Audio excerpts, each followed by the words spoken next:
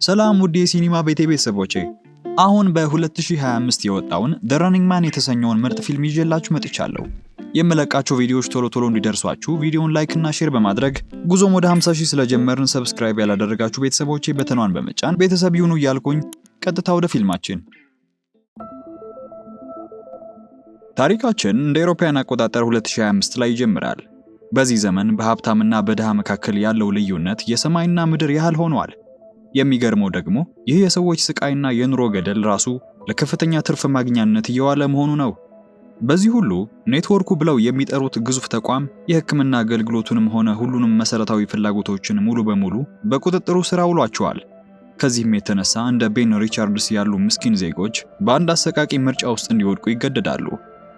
ምርጫው ሁለት ብቻ ነው። ወይ የታመመችው ልጁ በሕክምና እጥረት በአይኑ ፊት ስትሞት ማየት፣ አሊያም ደግሞ በቢሊዮን የሚቆጠር ሽልማት ለማግኘት ሲል የገዛ ህይወቱን እንደመያዣ አድርጎ ለሞት ጨዋታ ማቅረብ። ይህ አጣብቂኝ ነው ታዲያ The Running Man ለተባለው ገዳይ ጨዋታ መነሻ የሆነው።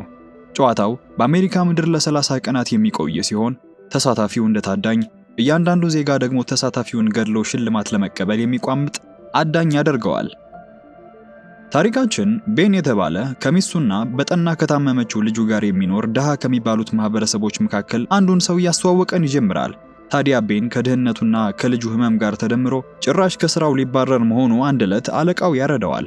እሱም ወደ ቢሮው እንደገባ የታመመች ልጁን በክንዱ ላይ እንደያዘ አቅፎ ለስራው መማፀን ጀመረ። በአሰሪዎቹ ዘንድ ስሙ በጥቁር መዝገብ ላይ መመዝገቡ ድጋሚ የመቀጠር በሩን ሁሉ ዘግቶበታል። ከዛ ባለፈ ላለፈው አንድ ሳምንት ሙሉ በከፍተኛ ትኩሳት ስትቃጠል ለከረመችው ለልጁ የህመም ማስታገሻ መድኃኒት እንኳን የሚገዛበት አንዲት ሳንቲም በእጁ ላይ የለውም። ሁኔታው ተስፋ አስቆርጦት ሲወጣ አይኑ The Running Man በሚለው የቴሌቪዥን ፕሮግራም ማስታወቂያ ላይ አረፈ። በህይወት መቆየት ላይ የተመሰረተው ይህ ጨዋታ ለ30 ቀናት ካዳኞች እጅ አምልጦ ለቆየ ሰው የ$1 ቢሊዮን ባለቤት ያደርጋል። ታዲያ ይህንን የሚያውቀው ቤን ግን ይሄን የሞት ጨዋታ እንደ መጨረሻ አማራጭ እንጂ ገና ሊደፍረው አልፈለገም። ወደ ቤቱ ሲመለስ ግን የገጠመው ነገር ይበልጥ ልብ ሰባሪ ነበር። የልጁ ሳላይሎና ህመሟ በርትቶ አገኛት። ቤን አጣብቂኝ ውስጥ መግባቱን እንዳስተዋለ በድንጋጤ ውስጥ ሆኖ ቴሌቪዥኑን በመክፈት የተለያዩ የሽልማት ፕሮግራሞች ላይ ማማተር ጀመረ። የትኛው ጨዋታ ፈጣን ገንዘብ ሊያስገኝለት እንደሚችልና የልጁን ህይወት ለማዳን የትኛውን የሞት መንገድ መምረጥ እንዳለበት በጭንቀት ወደ ማሰላሰሉ ገባ።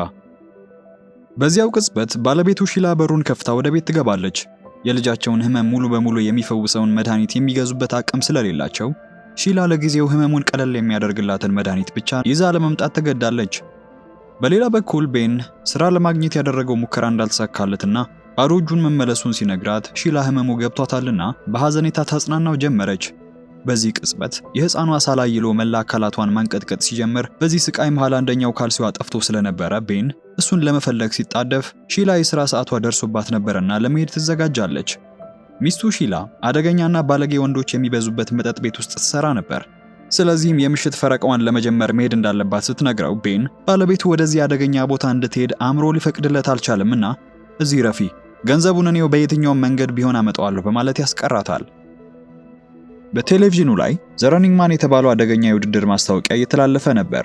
ሺላም እዚያ ፕሮግራም ላይ የሚሄዱ ሰዎች በህይወት ተመልሰው አይመጡም በማለት ሰግታ ስትናገር ቤን ወደዚያ ውድድር እንደማይሄድና ሌሎች የጨዋታ አይነቶችን እንደሚሞክር ሊያሳምናት ሞከረ። እሷ ግን በፍርሃት ተውጣ ስለነበር በልጃቸው ስም እንዲምል ስትጠይቀው ቤንም ዋሽቶ ለሷ ሰላም ሲል ብቻ ቃል ይገባላታል። ቤን በመቀጠል ምንም አይነት የጤና አገልግሎት በሌለበትና ድህነት የነገሰበት መንደሩን ጥሎ ባለጠጎች በቅንጦት ወደሚንቀባረሩበት ያ ግዙፍ የቴሌቪዥን ጣቢያ ወደሚገኝበት የከተማ ማዕከል አመራ። በጣቢያው ህንጻ ግርጌ ልክ እንደሱ ተስፋቸው የተሟጠጠ በመቶዎች የሚቆጠሩ ሰዎች የመጨረሻ አማራጫቸውን ማለትም ህይወታቸውን ለውርርድ ለማቅረብ በረጅሙ ተሰልፈዋል። ቤን በሰልፉ ውስጥ ተስፋውን ሰንቆ ቆሞ እያለ ከበስተጀርባው የነበረ አንድ ምስኪን ሰው ድንገት በህመም ዝሎ መሬት ላይ ይወድቃል። ቤንም ሊረዳውና ሊያነሳው ሲሞክር ጠባቂዎቹ ያለምንም ርህራሄ በዱላ እየደበደቡና እያመናጨቁ ወደ ኋላ ይገፉታል። በዚህም ቤን ወደ ሰልፉ መጨረሻ ተመልሶ ሂደቱን እንደ አዲስ እንዲጀምር ይገደዳል። በመጨረሻም ተራው ደርሶ ስሙ በዲጂታል ስክሪኑ ላይ ሲታይ ከስሙ ጎን ቀይ የማስጠንቀቂያ ምልክት መብራት ጀመረ። የሥራ ታሪኩም ቢሆን ለአለቆችና ለሥርዓቱ ባለመታዘዝ በተደጋጋሚ ከሥራ መባረሩን በገሃድ ያሳያቸዋል። ቤን እዚህም ከመጣ በኋላ በውስጡ የሚቀጣጠለውንና ለዓመታት የታመቀውን ቁጣ ሊደብቀው ባለመቻሉ ስሜቱ በፊቱ ገጽታ ላይ በግልጽ ይነበብ ነበር። እንደተቀበሉትም ቤን እዚያው ሰልፍ ላይ ከነበሩት ሎፍሊን እና ቲም ከተባሉ እንደሱ ካሉ ሁለት ሰዎች ጋር ይተዋወቃል። ከዚህ በመቀጠል አካላዊና አእምሮአዊ ምልመላው ይጀምራል። ተወዳዳሪዎቹም ፍጥነታቸውን በሚለኩ መሮጫ ማሽኖች ላይ እንዲወጡና ሰውነታቸውን እስከ መጨረሻው ድረስ በሚያዝሉ ፈተናዎች እንዲያልፉ ይደረጋሉ። ቤን በዚህ በኩል በሁሉም ፈተናዎች ላይ እጅግ አስደናቂ የሆነ ብቃት በማሳየቱ የጣቢያው ባለሙያዎቹንና መኮንኖቹን ትኩረት በአንድ ጊዜ ሳበ። ምንም እንኳን በጨዋታው ሕግ መሰረት ሌሎችን መርዳት በጥብቅ የተከለከለ ቢሆንም ቤን ግን የቲምን ሕይወት ካደጋ በተደጋጋሚ ያተርፍ ነበር። የአካል ብቃቱ ፈተና አብቅቶ በአእምሮ ምርመራ ወቅት በጨዋታው ታሪክ ታይቶ በማይታወቅ ደረጃ እጅግ በጣም ቁጡና አደገኛ ሰው ተብሎ ይፈረጅና ግምገማው ሲያበቃ ቤን፣ ቲም እና ሎፍሊን ሶስቱም ቀይ ቀለም ያለው ልብስ እንዲለብሱ ይደረጋል። በመጨረሻም የቤን ተራ ደርሶ ከፕሮግራሙ የበላይ አዘጋጅ ዳን ኪሊያን ጋር ፊት ለፊት ተገናኙ። ዳን ስለ ቤን ቤተሰብ፣ ስለ ልጁ ህመም እንዲሁም ስለ ድህነቱ ሁሉንም ሚስጥራዊ መረጃዎች አስቀድሞ አውቆ ነበር። ቤን የመጣው ለሞት ለሚዳርገው ለረኒንግ ማን ጨዋታ እንዳልሆነ ቢያውቅም ዳን ግን እሱን ለማማለል የቅድሚያ ክፍያውን ጥሬ ገንዘብ በጠረጴዛው ላይ ከዘረገፈለት በኋላ ወንበሩም ላይ ጋደም ብሎ ቤን ላይ ስነ ልቦናዊ ጫና ለመፍጠር ሞከረ። በሌሎቹ ትናንሽ ፕሮግራሞች የምታገኘው ጥቂት $1000 ቤተሰብህን ከድህነት ውስጥ አያወጣቸውም። በረኒንግ ማን ግን ለአንድ ሳምንት ብቻ ብትቆይ በዓለም ካሉ ባለጸጎች 1% ውስጥ እንዲካተቱ አደርጋለሁ ሲልም በአሽሙርና በንቀት አስረዳው። ቤን ራሱን ለሞት አሳልፎ ለመስጠት እንደማይፈልግ ቢገልጽለትም ዳን ግን የቤንን ብቃት እያደነቀ ቁስሉን ይቆሰቁሰው ጀመረ። ለሥራ ባልደረቦቹ መብት በመቆሙና እነሱንም ለመጥቀም ሲል ራሱን በተደጋጋሚ ለአደጋ በማጋለጡ ከሥራ እንደተባረረ ሁሉንም ያውቃል። ስለዚህም ወደ ቤን ቀረብ ብሎ አንተ በተፈጥሮ ተሟጋች ነህ። እስከዛሬ ለሌሎች ስትል ራስን ስትሰዋ ስትበደል ኖርክ። አሁን ደግሞ ለመጀመሪያ ጊዜ ለራስህና ለቤተሰብህ ስትል ሕይወትህን አደጋ ላይ ጣል በማለት ይነግረዋል። በዚህም ቤን ስለ ምስኪን ቤተሰቡ፣ ስለ ታማሚዋና መፍትሄ ስላጣችው ልጁ እንዲሁም ባለቤቱ ሺላ ክብሯን በሚነኩ አደገኛ መጠጥ ቤቶች ውስጥ ለመስራት ስለመገደዱ አሰበና ከዚህ በላይ የሚሄድበትም ሆነ የሚመለስበት አማራጭ እንደሌለው ሲረዳ የረኒንግ ማን ስምምነትን እየከበደው ፈረመ። ስምምነቱን በፊርማው እንዳጸደቀ የቤተሰቡን ደህንነት የመጠበቅ ኃላፊነት የተሰጠው ዳግ የተባለ ኤጀንት ይመደብለታል። ይህ የጣቢያው ልዩ ጥበቃ ተብሎ የሚጠራው አገልግሎት ቤተሰቡ እንዳይዘረፉ ወይም እንዳይገደሉ ተብሎ የሚደረግ ሲሆን ምክንያቱ ደግሞ ተወዳዳሪው ቤተሰቡን ካጣ ያን ሁሉ ገንዘብ ለማሸነፍ ያለው መነሳሳት ሊቀንስ ይችላል የሚል ስጋት ስላላቸው ነው። ቤን ከመሰናበቱ በፊት ከባለቤቱ ጋር የመገናኘት አንድ እድል ይሰጠዋል። በጠየቀውም መሰረት ዳግ የቅድሚያ ክፍያ ገንዘቡን ወዲያውኑ ለሺላ ለማድረስ ተስማማና ደውሎ የሚንቀጠቀጠው ድምጿን ሲሰማ ውስጡ ተረበሸ። ገንዘብ እየላኩልሽ ነው፣ ልጃችንንም ጥሩ ሐኪም ጋር ውሰጃት፣ የሚያስፈልጋትንም ሁሉ አድርጊላት እንዳላት ደብቋት የነበረውን ረኒንግ ማን የተባለው ውድድር ውስጥ የመግባቱን ነገር ያሳውቃታል። ሺላም ይህንን ስትሰማ የሚወዳት ባሏ ቃሉን ያጥፋል ብላ ፈጽሞ አልገመተችምና በሐዘን ማልቀስ ጀመረች። ከተሰነባበቱ በኋላ ቤን በአንድ ቅንጡ አፓርታማ ውስጥ ለብቻው ተቆልፎ እንዲቆይ ተደረገ። ዳን ከመሄዱ በፊት ከቤተሰቡ የተላከለትን ፎቶ ለቤን ሰጠው። የሚገርመው ግን በፎቶ ውስጥ ያቺ ቀደም ሲል ጠፍታ ቤን ሲፈልጋት የነበረችው የልጃቸው ካልሲ አብራ ነበረች። ሺላ ለመልካም ዕድል ይሁንህ ብላ እንደ ማስታወሻ መልሳ ልካለታለች።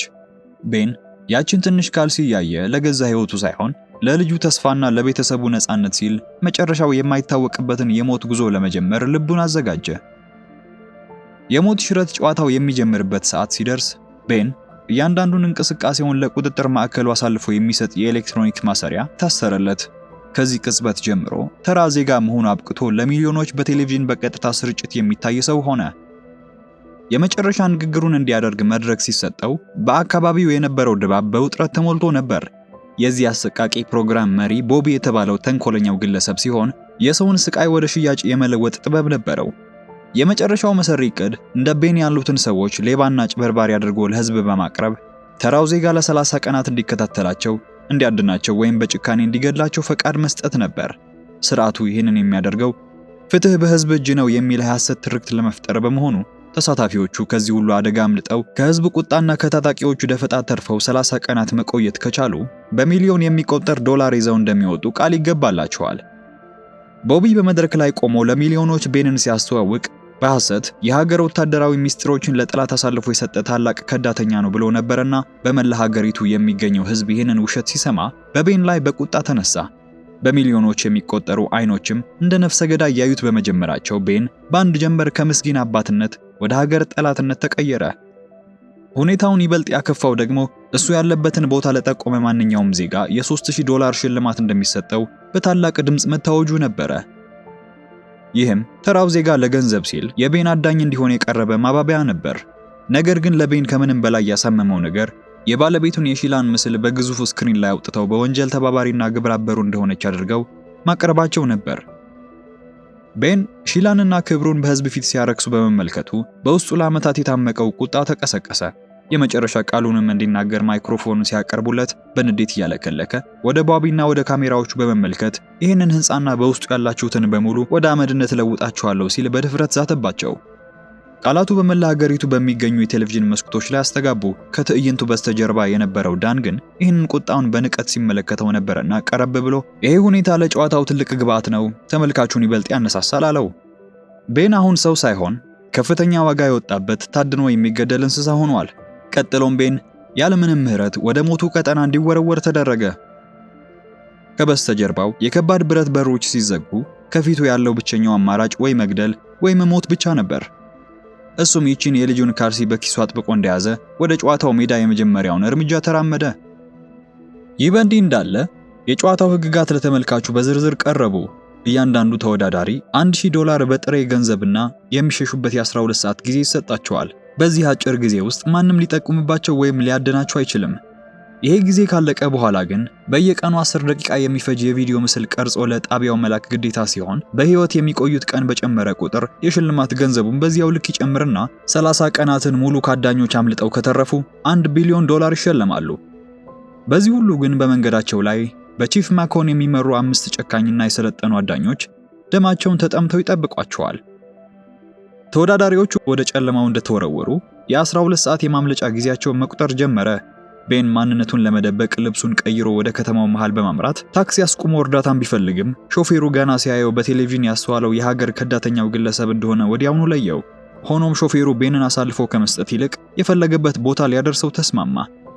በመሃል ቤን ታክሲውን አቁሞ ወረደና ማሊያ ወደ ተባለ ከዓመታት በፊት ወደሚያውቀው የቆየ ወዳጁ ጋር በማምራት 2 መታወቂያና ሽጉጥ በአፋጣኝ እንደሚፈልግ ነገረው። በድንጋጤ ቆሞ ሲመለከተው ወዳጁ የውድድሩ ሰለባ መሆኑን ተረድቷልና አዘነ። ቤን እዚያ መገኘቱ ለማሊያ አደገኛ ቢሆንም ለጓደኝነታቸው ሲል ሊረዳው በመወሰኑ በፍጥነት የቤንን ፊትና ጸጉር በመቀየር ገጽታውን ይለውጥና በተጨማሪም የዲጂታል መቆጣጠሪያዎችን የሚያልፍ አዲስ የሐሰት መታወቂያም ያዘጋጅለታል። ከመሄዱ በፊት ግን ማንኛውም የቅርቤ የሚለው ሰው ለጥቂት ሳንቲም ብሎ ሊክዳው እንደሚችል ያስጠነቅቀውና ብዙ ሰው ባለበት ተመሳስሎ እንዲደበቅ ይመክረዋል። ይህ በእንዲህ እንዳለ በከተማው አደባባዮች በሚገኙ ስክሪኖች ላይ የቤን ፊት ተለጥፎ ነበር። ደግነቱ ግን ቤን መልኩን ቀይሮ ነበርና ማንም ያስተዋለው ሰው አልነበረም። በመቀጠል ያዘጋጀውን አዲስ ማንነትንና የሐሰት መታወቂያን በመጠቀም በባቡር ውስጥ ተሳፈረ። ሆኖም ካጠገቡ የተቀመጠ አንድ ልጅ በጥርጣሬ አይኑን ሳይነቅል ይመለከተው ጀመር። ቤን ማንነቱ እንዳይጋለጥ በመስጋት ልጁን ለማስፈራራት ቢሞክርም ሕፃኑ ግን ፈጠን ብሎ የውሸት ፂሙ እየላላ መሆኑን ለመጠቆም ሲያፈጥበት እንደነበር ያሳውቀዋል። ያ የለበሰው ጭንብል ሊገፈፍ ጥቂት እንደቀረው የተረዳው ቤንም ፂሙን ነቅሎ በመጣል በአቅራቢያው ወደሚገኝ ሆቴል አመራ። በሆቴሉ ውስጥ ግን ሰላም አልነበረም። የገዛ ፎቶግራፎቹ በየግድግዳው ላይ ተለጥፈው ሲጠብቁት ነበርና እያንዳንዱ የሆቴሉ ሰራተኛና እንግዳ በውስጡ አድፍጦ ያለ አሳዳጅ ይመስለው ጀመረ። የ12 ሰዓቱ የነጻነት ጊዜ ሊያበቃ ጥቂት ደቂቃዎች ሲቀሩት ቤን በጭንቀት ውስጥ ሆኖ ወደ ክፍሉ ገብቶ በሩን ዘጋው። ቀጥሎም እንደ ደንቡ መሰረት ያደረገው ነገር ቢኖር በህጉ መሰረት ግዴታ የሆነበትን የ10 ደቂቃ የቪዲዮ ምስል መቅረጽ ነበርና ቪዲዮውን በጭንቀት ቀርጾ ከጨረሰ በኋላ ከሆቴሉ ወጥቶ ፖስት በማድረግ ማንም ሳያየው በፍጥነት ወደ ክፍሉ ተመለሰ። የመጀመሪያው ቀንም በዚያች ጠባብ ሆቴል ክፍል ውስጥ ተጠናቀቀ። በሌላ በኩል ግን ጨካኞቹ አዳኞች ማሊያን በጽኑ በማሰቃየት የቤንን አዲስ ገጽታና መታወቂያ እንዲናገር እያስገደዱት ነበር። በዚህም መሰረት አለቃቸው ማኮን የትኛው ሆቴል እንደገባ በቀላሉ እንደተረዳና በቀጥታ ወደዚያ እንዳመራ የቤንን ክፍል በር በኃይል ከፍቶ በመግባት ሽጉጡን ግንባሩ ላይ ይደቅንበታል። ነገር ግን ይሄ ሁሉ የቤን የድካምና የጭንቀት ውጤት የሆነ አስፈሪ ቅዠት ብቻ ነበረ። በላብ ተጠምቆ ከቅዠቱ እንደነቃ የክፍሉን ቴሌቪዥን አበራ። የሚሊዮኖች መዝናኛ የሆነው ይሄ ውድድር አንድ ሰለባ አግኝቷል። አብሮት ተመዝግቦ የነበረው ቲም ከአንዲት ሴት ጋር ጥንቃቄ ሳያደርግ እያወራ ያለ ሳያስተውለው ማንነቱን በመግለጡ ነበረ የተገኘው።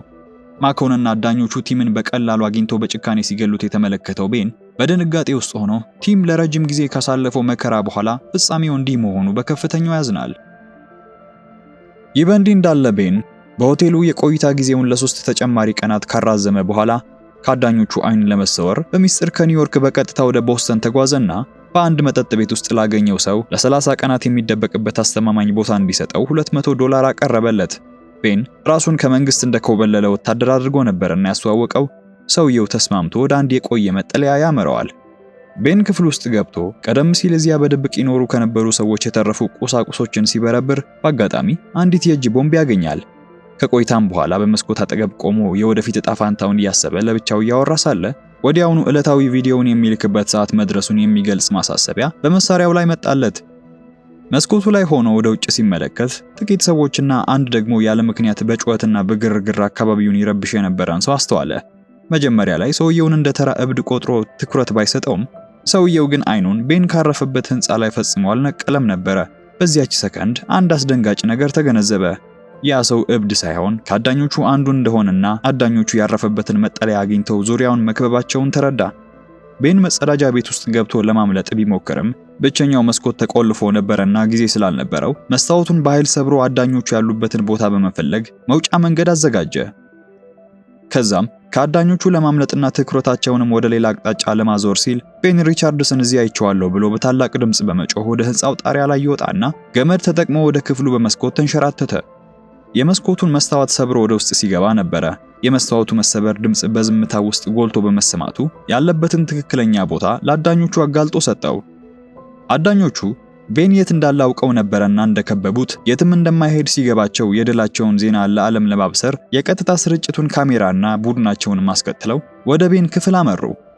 እሱ ግን ለመያዝ ፈቃደኛ አልነበረምና ጥቂት ንብረቶቹን ጠቅልሎ ይዞ በመስኮት በኩል በመዝለል በአንድ ኤሌክትሪክ ሽቦ ላይ ተንጠለጠለ። ከስሩ ማኮን በታላቅ ጉጉት ይጠብቀው ስለነበረ ቤን ራሱን ወደ ሌላ ክፍል ወርውሮ በመግባት በከፍተኛ ፍጥነት እየሮጠ ሊፍቱን ተሳፈረ። ነገር ግን ሊፍቱ በአጋጣሚ ግማሽ መንገድ ላይ ስለተቀረቀረበት የያዛትን ብቸኛ ቦምብ ወደ ማኮን ወርውሮ ሊያጠቃው ይሞክራል። ሆኖም ማኮን በቅጽበት መልሶ ወደሱ ስለላካት ቦምቧ ስትፈነዳ በደረሰው ንዝረት ሊፍቱ ተበጣጥሶ በከፍተኛ ፍጥነት ወደ ጨለማው ምድር ቤት ተምዘግዝጎ ይወድቃል። ቤን በጨለማው ውስጥ መንገዱን ለማየት መጽሔት አቃጥሎ እንደ ችቦ ለመያዝ ሲሞክር ደንግጦ ነበርና ጭንቀት ውስጥ ሆኖ በድንገት ምድር ቤቱን ባደገኛ እሳት አያያዘው። ይህ በእንዲህ እንዳለ አዳኞቹ ድምጹን እየተከተሉ በየአቅጣጫው ከበው እየቀረቡ ስለነበረ ቤን መውጫ እንደሌለው ሲረዳ አይጦች ወደ ፍሳሽ ማስወገጃው ሲሮጡ ተመለከተና ብቸኛው የማምለጫ መንገድ በዛ መሆኑን ተረድቶ እነሱን ተከትሎ ወደ ውሃው ውስጥ ገባ። በዚያው ቅጽበት ከበላዩ በነበረው ምድር ቤት ውስጥ ከፍተኛ ፍንዳታ ተከሰተ። ቤን ግን ውሃ ውስጥ ገብቶ ስለነበረ ተአምር በሚመስል ሁኔታ ከሞት ተርፎ መላ ሰውነቱ እንደረጠበ እየተንቀጠቀጠ የዕለቱን ቪዲዮ ቀርጾ ይልክላቸዋል። በዚህ ሁሉ አንድ ትንሽ ልጅ የሆነውን ሁሉ በአይኑ ተመልክቶ ነበርና ቤን በቆሻሻ ፍሳሽ ውስጥ ተደብቆበት የነበረውን ቦታ በአጋጣሚ ሲያገኘው እሱም በድንጋጤ ልጁን አፈፍ አድርጎ በመያዝ ልታጋልጠኝ ነው ሲል ይጠይቀዋል። ልጁ ግን ሊረዳው እንደመጣ ካሳወቀው በኋላ ብራድሌይ የተባለውን ታላቅ ወንድሙን ይዞለት ይመጣል። በሕፃኑ ሥራ የተገረመው ቤን ለውለታቸው ሊከፍላቸው ሞከረ። ሆኖም ትንሹ ልጅ የጠየቀው በካንሰር ለምትሰቃየው ታናሽ እህታቸው መድኃኒት መግዣ የሚሆን $5 ብቻ ነበር። ብራድሌይ ቤንን እየመራ አዳኞቹ ከማይደርሱበት አስተማማኝ ቦታ እንደወሰደው በደግነታቸው ግራ የተጋባው ቤን ለምን በሺዎች ለሚቆጠር ገንዘብ አሳልፈው እንዳልሰጡት ይጠይቃቸዋል። ቤተሰቡም ይህንን ያደረጉት ከልባቸው የጣቢያውን አምባገነንነትን ይቃወሙ ስለነበር መሆናቸውን ነገሩት። አሁንም ታዲያ መንቀሳቀስ ነበረበትና ቤን ብራድሌይን ከቦስተን ቀጠና በሚስጥር እንዲያስወጣው $500 ያቀርብለታል። እዚህ ጋር ብራድሌይ ሲጀመር ምን ሊሰራ በዚህ ጨዋታ ለመሳተፍ እንደመረጠ ስላልገባው ሲጠይቀው ቤንም ለታማሚዋ ልጁ ሕይወት ሲል ራሱን ለዚህ የሞት ወጥመድ አሳልፎ መስጠቱን በቁጭት ገለጸለት። በዚህ በኩል ብራድሌይ የዲጂታል መረጃዎችን መበርበር የሚችል ሰው ነበርና የጣቢያውን የቆሸሸ ሚስጥር እንዲህ ሲል ይዘረግፍለታል። ጨዋታው የታቀደ እንጂ በአጋጣሚ የሚመራ አልነበረም። ከዚህም የተነሳ ከጥንስሱ ጀምሮ 3 አይነት ተሳታፊዎችን ከግምት ውስጥ በማስገባት የተዘጋጀ ውድድር ነበር። የመጀመሪያዎቹ ተሳታፊዎች ምንም ተስፋ የሌላቸውና በ48 ሰዓታት ውስጥ ተገኝተው የሚወገዱ ናቸው። ሁለተኞቹም ህዝቡን ትንሽ ካዝናኑ በኋላ በመጀመሪያው ሳምንት ውስጥ ይያዛሉ። ሶስተኛው ደግሞ ለመትረፍ ከፍተኛ ትግል የሚያደርግ ነገር ግን ጣቢያው ሆን ብሎ አጭበርብሮ በመጨረሻም ቅጽበት የሚያስወግደው የመጨረሻው ሰው ብለው የሰየሙት መሆኑን ያሳውቀዋል። ብራድሌይ ይህንን ሊነግረው ያስገደደው ቤን አሁን በዚህ ሶስተኛ ምድብ ውስጥ ያለ የመጨረሻው ሰው በመሆኑ ነበር። ጣቢያው የቤንን ከፍተኛ ትግል ተጠቅሞ የገቢ መጠኑን ለመጨመር መሞከሩ እንደማይቀር የሚያውቀው ብራድሌይ የጣቢያውን የሐሰት ትርክት የሚያጋልጥና በታሪክ ታይቶ የማይታወቅ ትልቅ ድል ቤን እንዲቀዳጅ ለማድረግ ወሰነ። የ5 ዓመት ታናሽ እህቱ በካንሰር የተያዘችው ሮድ አይላንድ በተባለ ቦታ በደረሰ አሰቃቂ የኒውክሌር ፍንዳታ ምክንያት በተፈጠረ የጨረር ብናኝ ሲሆን ጣቢያው ግን ተጠያቂነትን በመፍራት ይህንን አስከፊ እውነት ለዓመታት ደብቆት ቆይቷል። ቤን በቀጣዩ ቪዲዮ ላይ ይህንን ምስጢር ለዓለም በማጋለጥ ጣቢያው ንጹሃን ሕፃናትን ለካንሰር እየዳረገ መሆኑንና ድርጊቱንም በሐሰት እየሸፈነ መሆኑን በድፍረት ቢናገርም ፕሮግራሙ በቀጥታ ስርጭት ሲቀርብ ጣቢያው የቤንን ንግግር በማዛባትና ምስሉንም በመቀየር ቤንን ምንም ያላጠፉ ጠባቂዎችን በጭካኔ ገሎ በሞታቸው የሚሳለቅ አደገኛ ወንጀለኛ አስመስሎ በድጋሚ ያቀርበዋል። ከዚህም የተነሳ የብራድሌይ እናት ይህንን የተዛባ ቪዲዮ በቴሌቪዥን ስትመለከት ወዳጇ የመሰላት ቤን ሰይጣን ሆኖ ስለታያት እጅግ ተቆጥታ በአስቸኳይ ከቤቷ እንዲወጣ አዘዘች። ብራድሌይና ወንድሙ የእናታቸውን ንግግር ሰምተው ቤንን በመኪናው የኋላ ኪስ ውስጥ ደብቀው ሊያሽሹት ሲሞክሩ በሞተር ብስክሌት የሚያድኑ ወንበዴዎች አይቷቸው ነበርና ሽልማቱን ለማግኘት ሲሉ ያሳድዷቸው ጀመሩ። ቤን አንዱን ወንበዴ በመኪናው ኪስ ውስጥ ሆኖ ባገኘው መፍቻ መጥቶ ሲጥለው ብራድሌይ ደግሞ መኪናውን በከፍተኛ ፍጥነት እየነዳ የቀሩትንም እየገጨ ይገላግላቸዋል። ሸሽተው እንዳመለጡ ብራድሌይ ቤንን ከዚህ በኋላ ራሱን መደበቅ ስላለበት በባቡር ተጉዞ ኤልተን የተባለ የሚያውቀውን ሚስጥራዊ ሰው እንዲያገኝ ይነግረዋል። ከመለያየታቸው በፊትም ራሱን የሚጠብቅበት ሽጉጥ ይሰጠውና በተጨማሪም ወደዛ በሚጓዝበት ወቅት የጣቢያውን ክትትል ለማደናገር በተለያዩ ቦታዎች እየዞረ ቪዲዮዎችን እንዲቀርጽና እነዛን አስቀድሞ የቀረጻቸውን ምስሎችንም እንዲልክላቸው ከነገረው በኋላ የብራድሌይ ወንድምም ሪቻርድ በሕይወት አለ የሚልን ጽሑፍ በህንፃው ግድግዳ ላይ በመቀባት ለስርዓቱ ያላቸውን ጥላቻ ለቤን ደግሞ ያላቸውንም ድጋፍ ይገልጻሉ። የውድድሩ 7ኛ ቀን እንደተጀመረ ቤን አድካሚ የነበረውን የባቡር ጉዞ አድርጎ ስሙንም በመቀየር ወደ አንድ ሆቴል ይገባል። በሌላ በኩል ከሱ ጎን የነበረችው ሎፍሊን አዳኞቹ ከደጃፏ መድረሳቸውን ሳትረዳ በተለያዩ የከተማው ድግሶች ላይ እየተዝናናችና ጊዜዋንም በከንቱ እያባከነች ነበር። ቤን በገባበት ሆቴል ውስጥ በኑሮ ተስፋ የቆረጡ ሰዎች ከሁለቱ ተወዳዳሪዎች ቀድሞ ማን ይሞታል በሚል ርዕስ በገንዘብ እየተወራረዱ ይሰማቸዋል። በዚህ ሁሉ ራሱን አይነ ስውር በማስመሰልና ጥቁር መነጽር በማድረግ በስውር ለመንቀሳቀስ ቢሞክርም የቀረጸውን ምስል ለመላክ ወደ ሳጥኑ ሲያቀና አንድ ሰው ታዳኙ ይሆናል በሚል ጥርጣሬ ቀርቦ ያዋራው ጀመረ። ቤን ክትትሉ ሲበረታበት ከቦታው ዞር ካላለ ሊጠቅምበት እንደሚችል ስለተረዳ ከሆቴሉ ለቆ ሊያመልጥ ሞከረ። ሆኖም ያ ግለሰብ እንደጠረጠረው ማንነቱን አውቆ የመጣ አዳኝ ነበርና ለመያዝ በመኪና እየተከተለ ተኩስ ሲከፍትበት ቤንም በከፍተኛ ፍጥነት እየተጓዘ ወደ ነበረው ባቡር በመግባት ለጥቂት ያመልጣል። 13ኛው ቀን ላይ በከተማው መንገዶች ሁሉ ሪቻርድ በሕይወት አለ የሚለው ጽሑፍ በመስፋፋቱ አመጹ ለጣቢያው ትልቅ ራስ ምታት መሆን ጀምሯል። ታዲያ በዚህ በኩል ከቤን ጋር የቀረችው ሎፍሊን ራሷን ከእይታ ለመሰወር ግድ አላላትም ነበርና በመጨረሻም በአንድ ካሲኖ ውስጥ በመገኘቷ ማኮንና አዳኞቹ ወዲያውኑ እየተከታተሉ ተኩስ ይከፍቱባትና ያሳድዷት ጀመሩ። እሷን በጭንቀት መኪና ሰርቃ ለማምለጥ ብትሞክርም በመጨረሻ ሽልማቱን ለራሳቸው በፈለጉት በሁለት ሕፃናት በአሰቃቂ ሁኔታ ነበር የተገደለችው። አሁን ቀርተው ከነበሩት 3 ተወዳዳሪዎች የቀረው ቤን ብቻ ነበር። ቤንም ይህንን እንደተረዳ በፍጥነት ብራድሌይ ወደ ጠቆመው ኤልተን ወደ ተባለው ልጅ ያቀናል። ሆኖም የኤልተን እናት በፕሮፓጋንዳው የታወረች ባልቴት ነበረችና ቴሌቪዥኑ ላይ ተተክላ ይህን ከዳተኛ ግደሉት እያለች ትጮህ ነበር። ቤንን የምትጠላ ሴት መሆኗን የሚያውቀው ልጇ ኤልተንም በዝግታ ወደ ቤቱ አስገብቶ ቀጣይ ማምለጫ ዕቅዱን ያሳየው ጀመረ። ጣቢያው በተደጋጋሚ ቤንን ያገኙት የነበረው በየመንገዱ መብራቶች ላይ የሰውን ጠረንና ዲኤንኤ የሚለዩ አነፍናፊ መሳሪያዎችን በመትከሉ ነበርና ይህንን የሚያውቀው ኤልተን እነዚያን አነፍናፊዎች ለማምለጥ ለጊዜው ከመሬት በታች መደበቅ እንዳለበት ያሳውቀዋል። ኤልተን ጣቢያውን በመቃወም ሊረዳው የፈቀደው በአባቱ ሞት ምክንያት ነበር። አባቱ ቀደም ሲል የህዝብ ፖሊስ የነበረ ሲሆን ጣቢያው የሀገሪቱን የፖሊስ ኃይል በግል ባለቤትነት ሲገዛው ይህ ለፍትህ አይበጅም በማለት ስራውን የለቀቀ ብቸኛ ሰው ነበርና በዚህም አቋሙ ምክንያት ነበረ በቀድሞ የሥራ ባልደረቦቹ በጭካኔ ተገደለው። ይህን ካለው በኋላ ቤን ለ2 ሳምንታት ካዳኞቹና ካነፍናፊዎቹ መደበቅ የሚችልበትን አባቱም ከመሞቱ በፊት በጫካ ውስጥ ያዘጋጀውን ሚስጥራዊ መደበቂያ ይጠቁመዋል። ኤልተን እንደምንም ብሎ ቤን የዚህ ጨዋታ አሸናፊ ሆኖ ከወጣ የሚያውቃቸው የጣቢያውን ሚስጥሮች ለህዝብ ለማሰራጨትና አመጽ ለመቀስቀስ ቃል ገባለት። ቤን አሁን ተወዳዳሪ ብቻ አልነበረም፣ ይልቁንም አገሪቱን ከስር መሰረቱ የሚያናውጥ የለውጥ ምንጭ ነበርና በቀጣዩ ቀን የመጨረሻ ጣፋንታው ምን እንደሆነ ስለማያውቅ ለታማሚ ልጁ የሚሆን ልብ የሚነካ መልእክትን ጨምሮ የቀሩትን ቪዲዮዎች በሙሉ አስቀድሞ ቀረጻቸው። ሆኖም ሳያስቡት የኤልተን እናት ቤን በቴሌቪዥን ካየችው ምስል ጋር አነጻጽራ ስላወቀችው ልትጠቁምበት ሞከረች። ኤልተንም እናቱን አስቆሞ አዳኞቹን ወዳዘጋጀላቸው ወጥመድ ለመሳብ ሲል ራሱ በድፍረት ለጣቢያው ደወለና ቤቱን በከፍተኛ የኤሌክትሪክ ንዝረት በተለያዩ ወጥመዶች ያዘጋጀዋል። አዳኞቹ በሩን ሰብረው ሲገቡ ኤልተንና ቤን በምሰሶው ተንሸራተው ወርደው በአንድ ጋሪ ስር በተደበቀ ምስጢራዊ መተላለፊያ ውስጥ ሾልከው አመለጡ። በዚያ ጠባብ መተላለፊያ ለማምለጥ ሲዘጋጁ አንዱ አዳኝ ደርሶ ኤልተንን በስለት ያጠቃዋል። ቤንም ከአዳኙ ጋር በኃይል ተዋግቶ እንደጣለው የአዳኙ ስልክ በድንገት ጮኸ። ስልኩን ሲያነሳው ደዋዩ የፕሮግራሙ አዘጋጅ ዳን ነበረ። ዳን ቤንን አሁንም እንደ መጫወቻ ሊጠቀምበት በመፈለጉ ብልህ ከሆነ ማሸነፍ እንደሚችልና የሚያመልጥበትንም ተሽከርካሪ እንደላከለት አሁን ግን የላከበትን ታጣቂ እንዲያስወግደው ይጠይቀዋል። ቤን ግን ለዳን ውሸት ምላሽ ከመስጠት ይልቅ ታጣቂውን ሳይሆን የክትትል ካሜራውን ከጥቅም ውጭ በማድረግ ሽሽቱን ከኤልተን ጋር ይቀጥላል። ሁለቱም ያገኙትን ተሽከርካሪ ይዘው ሽሽት ላይ ሳሉ የጣቢያው የጦር ሄሊኮፕተር በቅርብ ርቀት ይከታተላቸው ጀመረ።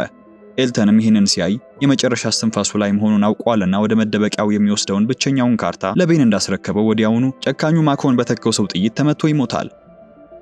ቤን የረዳውን ልጅ በማጣቱ ልቡ ቢሰበርም አዳኞቹን ለመገላገል ሲል ፈንጂ የተጫነበትን ተሽከርካሪ በቀጥታ አዳኞቹ መኪና ጋር አጋጨና ራሱን ወደ ውሃው ውስጥ ወርውሮ ተሰወረ። ውድድሩ 17ኛው ቀን ላይ ይደርሳል። ቤን ለሳምንታት በረሃብና በውሃ ጥም እጅግ ዝሎ ስለነበር የናፈቃቸውን ቤተሰቡን ምስል በአይነ ህሊናው እያየ መቃዠት ጀምሯል። ካርታውን ተከትሎ ደፋ ቀና እያለ ጉዞን በቀጠለበት በዚያን ቀን በቀረጸው ቪዲዮ ላይ አሁን የጨዋታው መሰሪነት በሚገባ እንደገባውና ለጣቢያውም የሚፈልጉት ያንን ትርምስ እንደሚሰጣቸው በቁጣ ያሳውቃቸዋል።